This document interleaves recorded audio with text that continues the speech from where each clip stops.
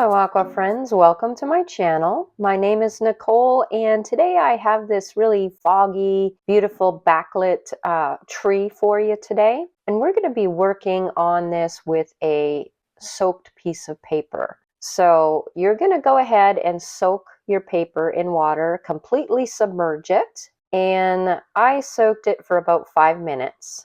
And then the colors that I'm using are basically the primary colors, yellow, the red, and blue. I have ISO Yellow Deep, quinacridone red, and phthalo blue.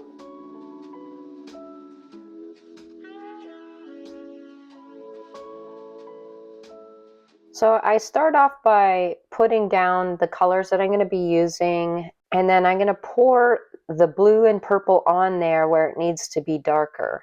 And then you're just going to pick up your paper and move things around. With the assistance of a fan brush, I'm manipulating the paint so that it kind of goes where I want it to go. You could spritz your paper as well, and that's going to make the paint move around a lot faster and blend together. So it's a bit of a messy job, as you can see, but you just can't beat the paint mixing together by itself. You just can't get that with a brush.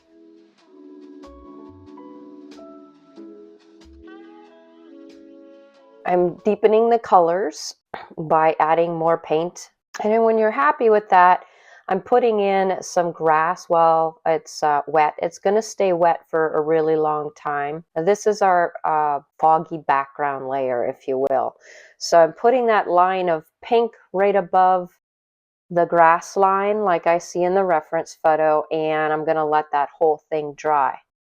Now, as you can see, I got a couple of spots and some marred lines on my paper. That is a sizing issue with the paper. This has happened a few times with arches where you get a bad piece of paper, and I'm just going to try to cover that up as best I could once I get to that part on the bottom.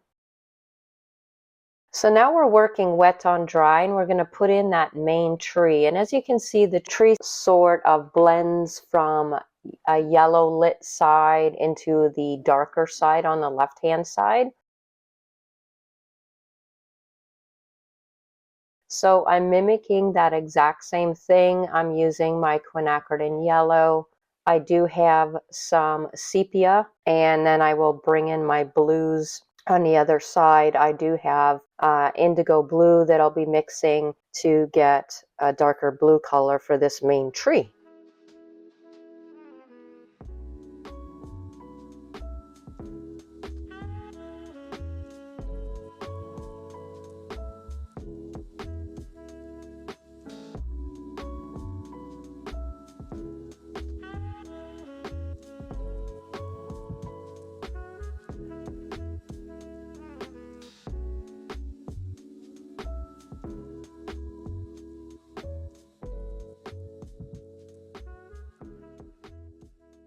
So how I work my branches and the foliage is just meandering lines, as you can see. And I like to use a very watery mixture or even just plain water like you see here, and drop in the paint. And you could even move around your paper and it'll kind of settle where it wants to settle. To make all the branches and the foliage, I am using a calligraphy brush. I do love using natural bristles for drawing natural elements, especially the trees. It works really well, and you just can't beat those textures. It holds a lot of water as well. I'll leave the link for the brushes that I'm using in the description of the video if you wanted to check that out.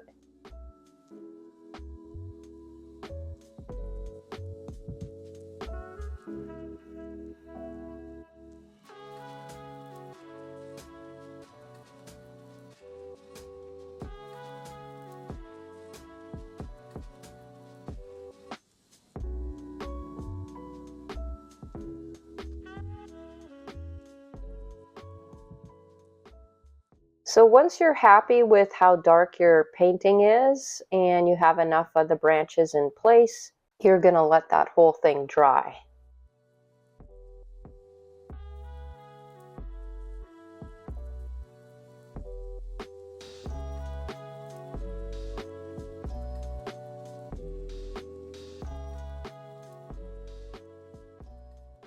I'm going to work on the background trees, and they're very, very light.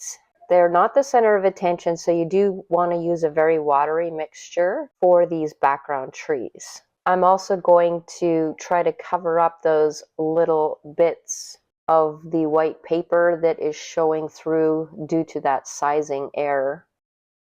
So as I'm working from the left-hand side of the paper, and then I start putting the trees on the right-hand side, I will change my pigments to be more on the pink and purple side because we're coming into that light a lot more.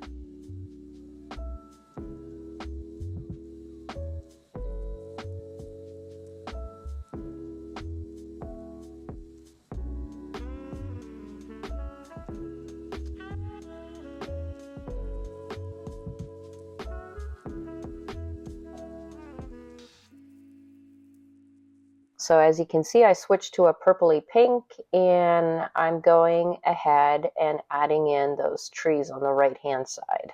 I'm keeping my paint very light.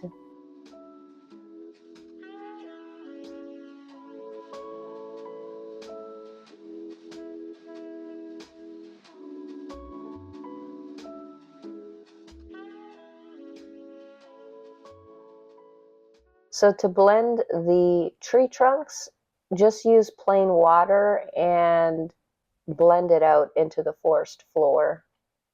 And you see it has that really nice soft effect. And that is pretty much it. It's a pretty simple project.